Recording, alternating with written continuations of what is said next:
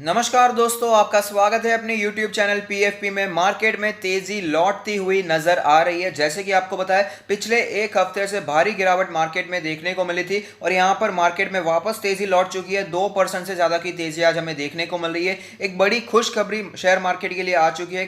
क्या है वो खुशखबरी और इसका असर क्या हो सकता है वो भी हम जानेंगे, और साथ ही साथ आगे क्या होगा, क्या यहाँ पर गिरावट कंटिन्यू रहेगी या फिर हमें तेजी कंटिन्यू रहती हुई नजर आएगी, इसके बारे में हम चर्चा करने वाले हैं। लेकिन उससे पहले अगर आपने चैनल को सब्सक्राइब नहीं किया है तो प्लीज सब्सक्राइब कीजिए और रेगुलर अपडेट्स पाने के लिए नोटिफिकेशन बेल को प्रेस कीजिए। साथ ही साथ टेलीग्राम चैनल को भी ज्वाइन कीजिए, जिसकी लिंक डिस्क्रिप्शन बॉक्स में दी गई है।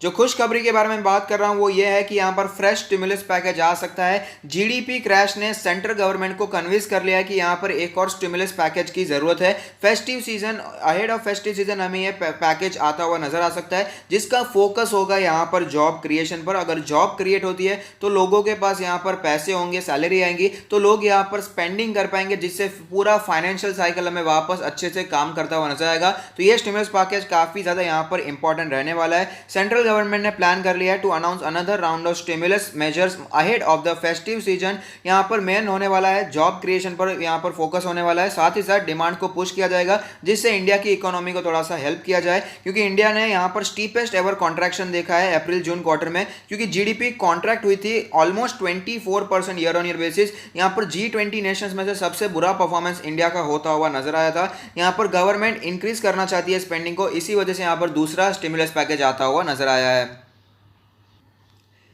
आपको पता होगा पहले भी ऐसे दो पैकेजेस हमें देखने को मिले थे, पीएम गरीब कल्याण पैकेज और साथ ही साथ आत्मनिर्भर भारत पैकेज। लेकिन इन दोनों पैकेज के मुकाबले ये पैकेज बड़ा हो सकता है, बिगर डायरेक्ट फिस्कल आउटले हो सकता है। यहाँ पर जो दो पैकेज हमें देखने को मिले हैं उससे बड़ा और डायरेक्ट फिस्कल पैकेज हमें देखने को मिल सकता है, जो कि इंक्लूड कर सकता है 35,000 करोड़ रुपीज के अर्बन जॉब स्कीम, और साथ ही साथ मैसिव इंफ्रास्ट्रक्चर इनिशिएटिव होगा, जहां पर 20 से 25 बड़े प्रोजेक्ट्स यहां पर कंप्लीट हो सकते हैं इसी साल में। और यहां पर फोकस बने रहने वाला है रूरल जॉब्स पर, फार्म स्कीम्स पर, और साथ ही साथ फ्री फूड और कैश ट्रांसफर पर भी होने वाला है, मनी कंट्रोल ने कहा है।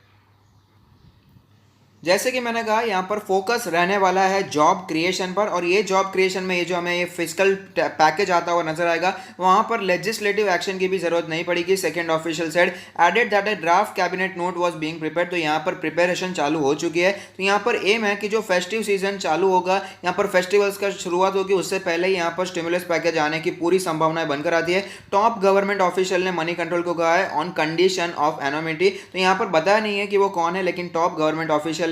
India's festive season begins traditionally with Dussehra Durga Puja. तो ये this year the festivities will start from the third week of October. तो हम एक्सपेक्ट कर सकते हैं कि एक महीने में हमें ये फिस्कल पैकेज जो है अनाउंस होता हुआ नजर आ सकता है। उसका क्या असर होगा वो भी हम आगे वीडियो में जानेंगे।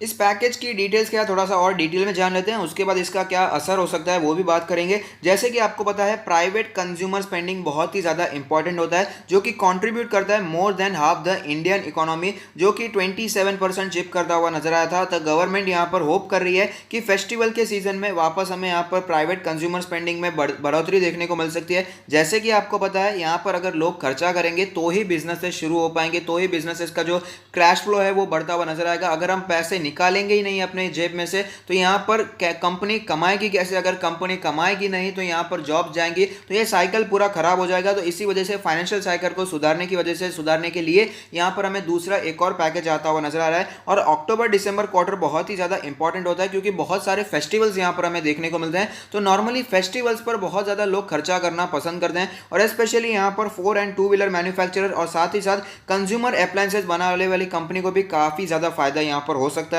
सेंटर का फोकस तो यहाँ पर रूरल इकोनॉमी पे ऑफकोर्स रहने ही वाला है। उन्होंने जो हमें प्रीवियस भी 2 कोविड इकोनॉमिक पैकेजेस देखने को मिले थे वो भी कंटिन्यू रहने वाले हैं, और फ्री फूड ग्रेन और फ्री कैश ट्रांसफर स्कीम भी यहाँ पर हमें एक्सटेंड होने वाली है, ऐसा यहाँ पर संभावनाएं दिखाई जा रही है।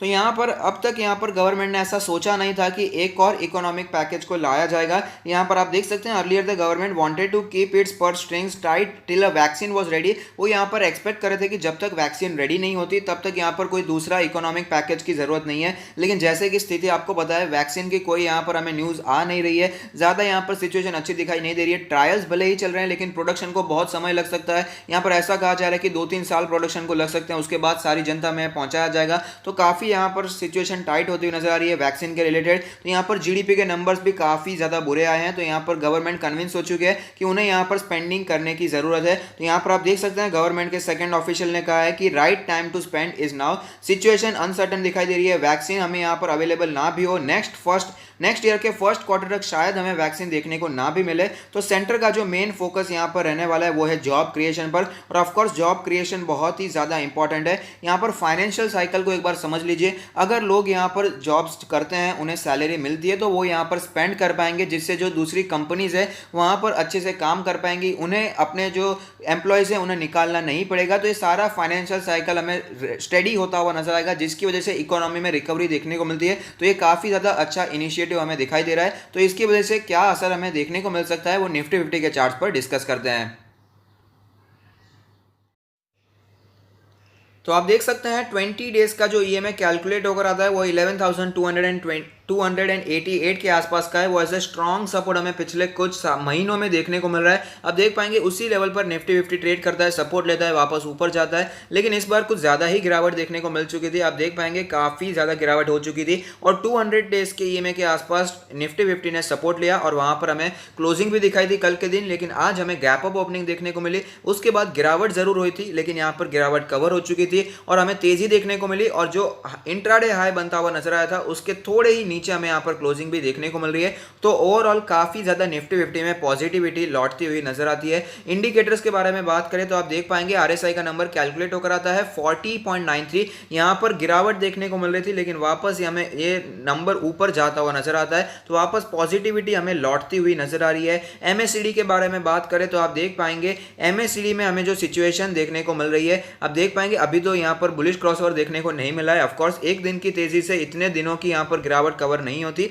थोड़ा और समय अगर तेजी कंटिन्यू रहती है तो ही यहाँ पर हमें सिचुएशन ऐसी बन सकती है कि वापस बुलिश क्रॉसओवर देखने को मिले। अगर बात करें बॉलिंजर बैंड के बारे में तो आप देख पाएंगे बॉलिंजर बैंड के लोअर बैंड के भी काफी ज्यादा नीचे हमें यहाँ पर क्लोजिंग देखने को मिल रही थी, जो कि काफी ज्यादा घबराने वाली बात थी। कल के वीडियो में भी मैंने यही बताया था कि काफी ज्यादा ओवरसोल्ड सिचुएशन देखने को मिल रही है, तो एक टेक्निकली बाउंस बैक देखना भी यहाँ पर वाजिब है। यहाँ पर जो स्टॉक्स होते हैं, इंडिविजुअल स्टॉक्स की बात कर रहा हूँ, वहां पर भी अगर बॉलिंजर बैंड के लोअर बैंड के इतने ज्यादा नीचे क्लोजिंग देखने को मिलती है तो वहां पर भी चांसेस होते हैं कि तेजी देखने को मिलेगी। तो ये तो निफ्टी 50 है, यहाँ पर हम कह सकते हैं कि इंडिया का यहाँ पर टॉप मोस्ट यहाँ पर इंडेक्स हमें दिखा देता है, जहां पर सबसे अच्छी से अच्छी कंपनीज यहाँ पर इंक्लूडेड होती है। तो यहाँ पर ऑफकोर्स थोड़ा सा अगर हमें इतना ज़्यादा करेक्शन देखने को मिला है तो बाउंस बैक भी एक्सपेक्टेड था ही, तो बाउंस बैक देखने को भी मिला है, अच्छी बात है। टेक्निकल्स को यहाँ पर मान रहा है निफ्टी 50। पिवट पॉइंट्स की बात करें तो पिवट लेवल आप देख पाएंगे 10,915 के आसपास दिखा देता है, जिसके आसपास ही आज हमें ओपनिंग भी देखने को मिली थी। तो यहाँ पर मैंने आपको पहले भी कई बार बताया कि 10,700 से करके 11,000 का जो लेवल है वो काफ़ी ज़्यादा इंपॉर्टेंट लेवल है। अगर वहाँ पर निफ्टी 50 सपोर्ट ले लेता है तो वापस हमें तेज़ी कंटिन्यू रहती हुई नजर आ सकती है। 10,700 से 11,000 का लेवल काफ़ी इंपॉर्टेंट लेवल है और आप देख पाएंगे 10,800 के आसपास यहाँ पर सपोर्ट लेने के बाद कल के दिन आज हमें थोड़ा सा यहाँ पर रिबाउंड भी देखने को मिला है, थोड़ा सा हमें निफ्टी 50 ऊपर जाता हुआ भी नजर आ रहा है। तो ये जो स्टिमुलस पैकेज आ रहा है उससे क्या फ़ायदा हो सकता है शेयर मार्केट को? ऑफकोर्स शेयर मार्केट को फ़ायदा तो ज़रूर होगा। अगर जॉब्स क्रिएट होगी तो फाइनेंशियल साइकिल तो मैंने आपको समझा ही दिया है। अगर यहाँ पर जॉब्स क्रिएट होती है तो लोगों के पास पैसे आएंगे जो स्पेंड कर पाएंगे। अगर वो स्पेंड कर पाएंगे तो कंपनी का सेल्स बढ़ेगा, प्रॉफिट बढ़ेगा, उन्हें अपने एम्प्लॉयज को निकालना नहीं पड़ेगा, तो उनके एम्प्लॉयज के पास भी पैसा रहेगा। तो ये पूरा फाइनेंशियल साइकिल स्टेडी रहेगा, जिससे इकोनॉमी में रिकवरी हम यहाँ पर एक्सपेक्ट कर सकते हैं। लेकिन यहाँ पर ध्यान देने वाली बात यह भी है कि आज की जो तेजी हमें देखने को मिल रही है वो टेक्निकली भी तेजी यहाँ पर बनती ही थी, आज तेजी होनी ही चाहिए थी। अगर इतना ज्यादा मार्केट में हमें गिरावट देखने को मिलता है, इतने यहाँ पर पूरा निफ्टी 50 इतना ज्यादा गिरता हुआ नजर आता है, तो ऑफकोर्स हम टेक्निकली बाउंस बैक की आशा रख सकते हैं। तो यहाँ पर टेक्निकली बाउंस बैक देखने को मिला है और साथ ही साथ इस न्यूज ने भी काफी ज्यादा यहाँ पर इफेक्ट बनाया है। तो यहाँ पर मेरे हिसाब से एक रेजिस्टेंस पर फोकस बनाए रखना चाहिए। अच्छी बात है यहाँ पर स्टिमुलस पैकेज आ रहा है, लेकिन जो यहाँ पर निफ्टी 50 के लेवल से उसे ध्यान में रखने के बाद ही हमें कोई काम करने चाहिए, क्योंकि पहले भी आपको बताया कि यहाँ पर जो 7,500 का लेवल बना था, यहाँ पर लॉकडाउन जब इंपोज किया गया उसके बाद जो तेजी देखने को मिली, तो लॉकडाउन ऐसा हो गया कि लॉकडाउन होना अच्छी बात हो गई थी, लेकिन ऐसा माना जा रहा था कि लॉकडाउन होगा तो कंपनीज काम नहीं कर पाएंगी। उसके बावजूद यहाँ पर निफ्टी 50 ने उसका नहीं सुना और यहाँ पर अपने ही दम पर ये ऊपर निकलते जा रहा था, लिक्विडिटी के दम पर ऊपर निकलते जा रहा था। इसीलिए लेवल्स पे ध्यान में रखना बहुत ही ज़्यादा ज़रूरी है। तो यहाँ पर जो पहले हमें एज ए सपोर्ट देखने को मिला था 20 डेज का EMA, वो फिलहाल कैलकुलेट हो रहा था 11,288 के आसपास का लेवल। तो यही level as a strong resistance भी हमें दिखाई दे सकता है।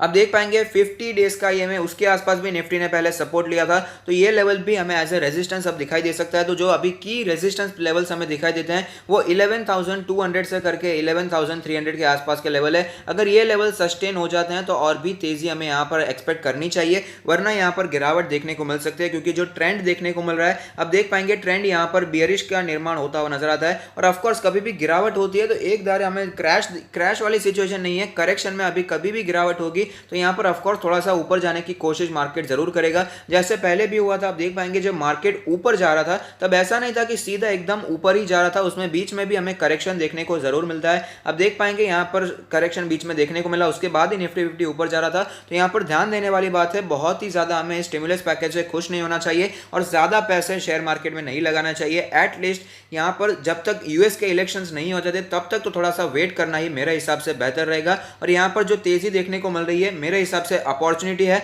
अपने फंडामेंटली वीक स्टॉक्स को निकालने के लिए। मैं हर लेवल पर आपको बताता आया हूं, 11,300 के आसपास जब निफ्टी पहुंचा था वहां पर ये काफी ज्यादा रेजिस्टेंस फेस कर रहा था, तब भी मैंने आपको बताया था। 11,800 के आसपास पहुंच चुका था, तब भी मैंने बताया कि अगर आपने कोई भी ऐसा स्टॉक लेकर रखा है जो कि फंडामेंटली वीक है, जो कि लिक्विडिटी के दम पर भागता हुआ नजर आ रहा है, तो उसे निकाल देना ही बेहतर रहेगा। और अभी भी मैं यही कहना चाहूंगा, अगर यहाँ पर हमें तेजी देखने को मिलती है, अगर मार्केट ऊपर जाता हुआ नजर आता है 11,200 से 300 का जो जोन है वहां पर जाता हुआ नजर आ सकता है, तो ऐसे में फंडामेंटली वीक स्टॉक्स को निकाल देंगे तो ही बेहतर रहेगा। बाकी डिसीजन तो हमेशा आपका है। तो यहाँ पर बाइंग के बारे में भी बात कर लेते हैं, लेकिन उससे पहले वीडियो को लाइक जरूर कीजिएगा, जिससे हमें मोटिवेशन मिलेगी ऐसे ही धमाकेदार वीडियोस आपके लिए आगे भी बनाते रहें। और साथ ही साथ अगर आप अपना पोर्टफोलियो हमसे रिव्यू करवाना चाहते हैं तो उसका लिंक भी हमने डिस्क्रिप्शन बॉक्स में दे दिया है। बाइंग के बारे में बात करें तो स्टॉक स्पेसिफिक अप्रोच रखिए, यहाँ पर अच्छे स्टॉक्स पर नजर बनाकर रखिए और अच्छे स्टॉक्स के लेवल्स और टारगेट्स भी मैं आपको यहाँ पर बताता रहता हूँ। कौन से सपोर्ट्स पर आपको बाय करना चाहिए, कौन से सपोर्ट्स पर आप यहाँ पर दूसरी बार बाय कर सकते हैं, ये सारी बातें मैं आपको यूट्यूब चैनल के द्वारा बताता रहता हूँ, तो उसे आप फॉलो कर सकते हैं। स्टॉक स्पेसिफिक अप्रोच रखिएगा, क्योंकि अगर आप निफ्टी 50 को सिर्फ देखेंगे तो निफ्टी 50 तो बहुत ही ज्यादा ऊपर इसलिए निकल चुका है क्योंकि यहाँ पर रिलायंस जो पहले का लेवल था 1600 का था, लेकिन फिलहाल वो 2000 के भी ऊपर दिखाई देता है, 2200 के भी ऊपर दिखाई दे रहा है। इसी वजह से निफ्टी 50 में ज्यादा रिकवरी देखने को मिल रही है। रिलायंस एक हैवी वेट है। अगर रिलायंस सपोज एक बार सोच के देखिए कि रिलायंस सपोज पुराने लेवल 1600 के आसपास ही ट्रेड करता तो निफ्टी 50 में इतनी ज्यादा तेजी हमें देखने को नहीं मिलती। तो यहाँ पर रिलायंस का बहुत ही बड़ा हिस्सा है, ये जो तेजी देखने को मिल रही है 7,500 से 11,500 के आसपास निफ्टी 50 पहुंच चुका है, उसके पीछे रिलायंस का बहुत बड़ा हाथ है। लेकिन यहाँ पर दूसरे जो स्टॉक्स हैं वहां पर इतनी ज्यादा सिचुएशन सुधरती हुई नजर नहीं आ रही है। रिलायंस में तो स्टेक सेल देखने को मिला, अलग अलग पैसे जुड़ा लिए यहाँ पर मुकेश अंबानी जी ने, और यहाँ पर अलग अलग एक्विजिशंस देखने को मिल रहे हैं। तो वहां पर तो रीजन है कि रिलायंस क्यों भाग रहा है, लेकिन दूसरे स्टॉक्स में इतने ज्यादा रीजंस हमें दिखाई नहीं देते हैं, स्पेशली BFSI स्टॉक्स में। तो वहां पर थोड़ा सा संभल कर रहिएगा, थोड़ा सा कॉशियसली वहां पर बाय कीजिएगा। फंडामेंटली वीक स्टॉक से दूर रहेंगे उतना ही बेहतर रहेगा। तो अगर आपको ये वीडियो पसंद आता है तो लाइक कीजिए, शेयर कीजिए, कमेंट कीजिए, सब्सक्राइब कीजिए और मुझे मोटिवेट कीजिए। Thank you, stay happy, happy investing.